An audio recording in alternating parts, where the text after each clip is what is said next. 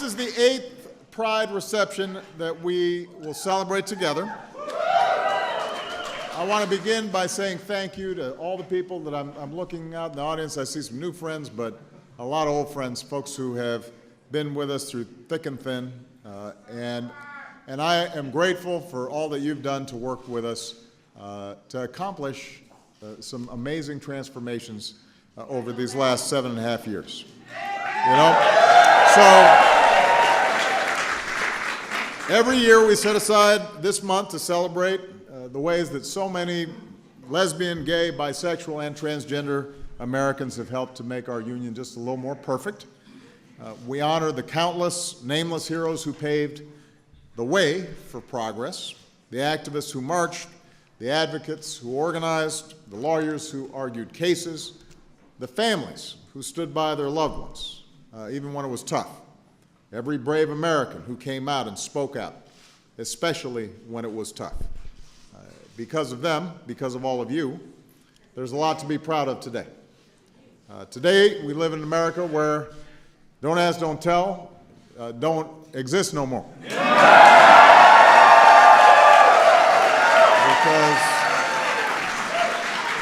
no one should have to hide who they love in order to serve the country that they love. We live in an America that protects all of us with a hate crimes law that bears the name of Matthew Shepard.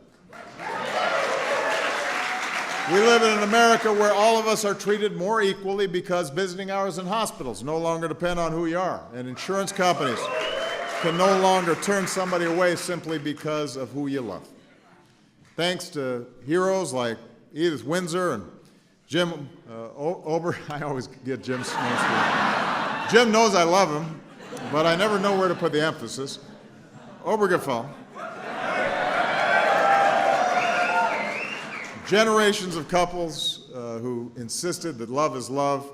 We now live in an America where all of our marriages and our families are recognized as equal under the law. And that's an extraordinary thing. You know, when you talk to the upcoming generation, our kids, Malia, Sasha's generation, they instinctively know people are people and families are families. And discrimination, it's so last century, it's so passe, it doesn't make sense to them.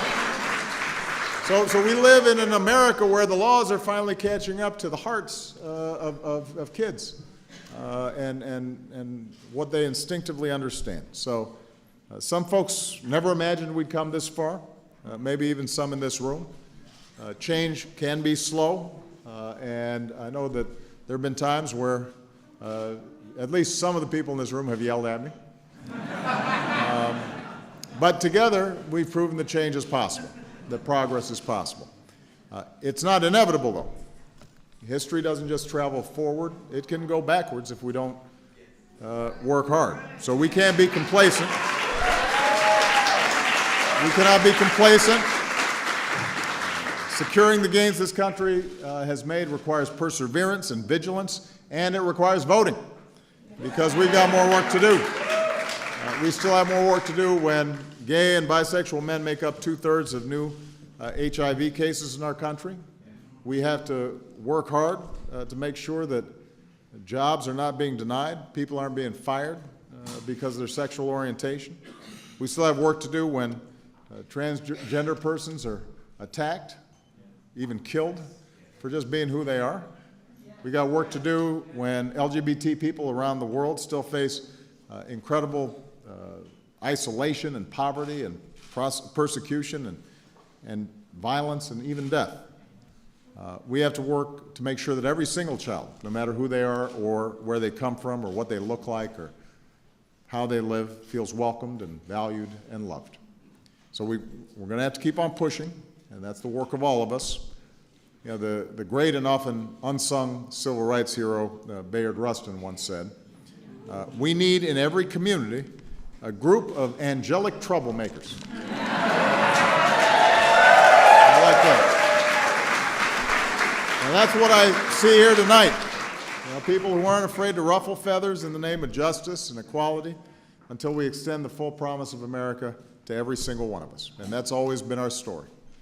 Not just in Selma or Seneca Falls, but in Compton's Cafe, in the Stonewall Inn.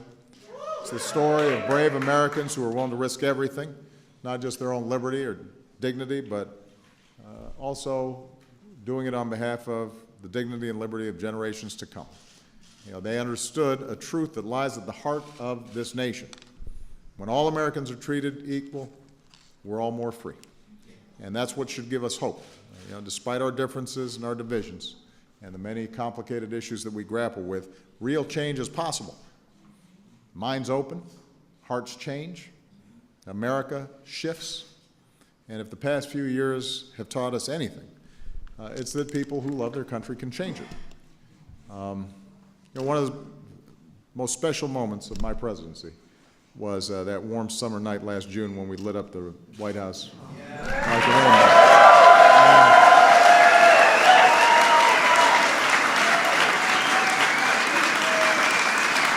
know, it was a powerful symbol. It was a powerful symbol here at home where more Americans finally felt accepted and whole, and that their country recognized the love that they felt. It was a beacon for people around the world who are still fighting for those rights. It was a reminder that when the change we seek comes, and when we move a little bit further on our journey toward equality and justice, we still have a responsibility to reach back and help pull up others who are striving to do the same. So enjoy tonight, have some champagne. Some of you already have, I can tell. Tomorrow, we get back to work. And by the way, we get back to work not just fighting on behalf of justice and equality for the LGBT community, but for everybody. Because one of